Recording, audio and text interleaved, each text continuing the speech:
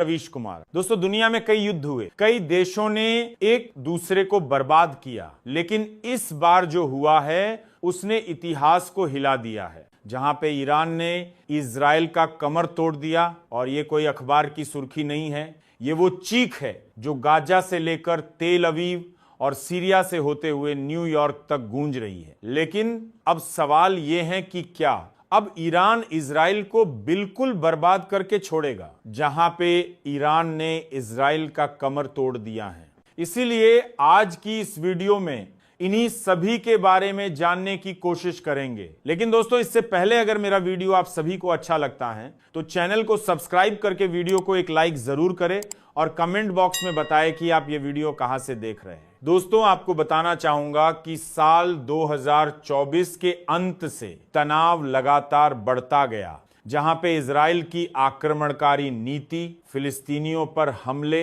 और फिर सीरिया में ईरानी सैन्य ठिकानों पर बमबारी, ये आग थी जो सुलग रही थी। लेकिन 2025 में आग नहीं ज्वालामुखी फट गया। जहां पे 16 जून 2025 की रात जब सब सो रहे थे, उस वक्त ईरान के 350 से ज्यादा ड्रोन और मिसाइलों ने इजराइल की धरती को थर्रा दिया। फिर तेल अवीव इजराइल की धड़कन, वहां की एयर डिफेंस फेल हो गई, और हाइफा, अशदूद, नेगेव हर दिशा से मिसाइलें गिर रही थीं। जहां पे इजरायली डिफेंस फोर्सेज यानी आईडीएफ ने पहले तो दावा किया कि आयरन डोम ने सब रोक लिया, लेकिन कुछ घंटों बाद खुद इजरायली मीडिया मान गई कि इस बार आयरन डोम भी थक चुका था। जहां पे 16 जून की रात जब ईरानी मिसाइलें इजराइल के शहरों को निगल रही थीं, जब हर सायरन की आवाज डर को और ज्यादा जिंदा कर रही थी, लेकिन जब लोग अपने बच्चों को उठाकर बंकरों की तरफ भाग रहे थे,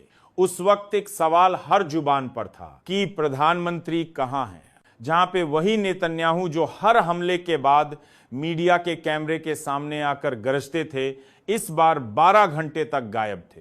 जहां पे ना कोई वीडियो संदेश, ना कोई ट्वीट और ना ही कोई प्रेस कॉन्फ्रेंस। फिर एक लोकतांत्रिक देश का प्रधानमंत्री युद्ध के समय लापता था। फिर सूत्रों से खबर आई कि वो बंकर में है, जो कि तेल अवीव से बाहर एक अत्यंत गोपनीय कमांड बंकर में, जहां पर उनके साथ सिर्फ कुछ सीनियर आर्मी अधिकारी और एनएससी के चुनिंदा सदस्य मौजूद थे, क्योंकि ईरान ने कुछ ऐसा किया था जो पहले कभी नहीं हुआ था। जहां पे एक मिसाइल डिमोना के पास गिरी, जो इजराइल का सबसे बड़ा न्यूक्लियर प्लांट है, और एक और मिसाइल गिरा जो नेगेव एयरबेस के रनवे को उड़ा गई।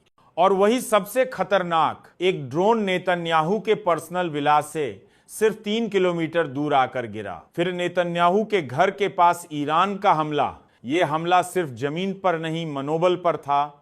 फिर ईरान बोला, हम तुम्हारे घर के दरवाजे तक पहुंच सकते हैं, जिसके बाद नेतन्याहू के चुप रहने से पूरे देश में बेचैनी बढ़ने लगी। और फिर इजरायली जनता ने कहना शुरू कर दिया, बटखा, हमें जवाब चाहिए, हमारा प्रधानमंत्री कहां है, हमारा नेतृत्व कौन करेगा। और फिर सोशल मीडिया पर वेयरस नेतन्याहू और लीडर लीव ट्रेंड करने लगे। फिर नेतन्याहू सामने आए और बंकर से एक वीडियो जारी किया, जहां पे पीछे सादी दीवार, चेहरा थका हुआ और आवाज में घबराहट, जहां पे इजराइल एक कठिन युद्ध लड़ रहा है। हम जवाब देंगे, हमारी सेनाएं तैयार हैं, मैं देश के साथ हूं।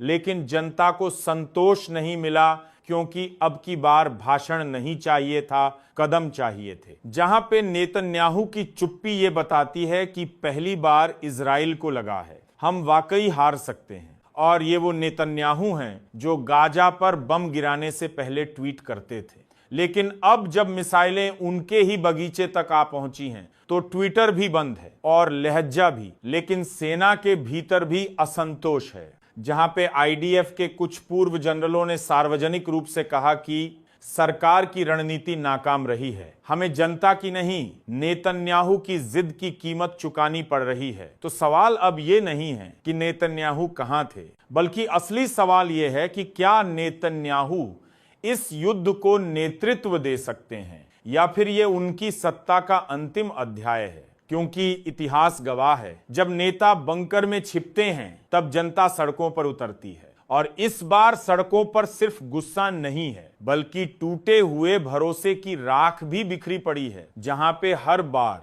हर युद्ध में, हर हमले के बाद अमेरिका यही कहता है, लेकिन इस बार जब ईरान ने हमला किया तो अमेरिका का यह बयान एक पोस्टर की तरह लग रहा था, जहां पे सिर्फ दिखाने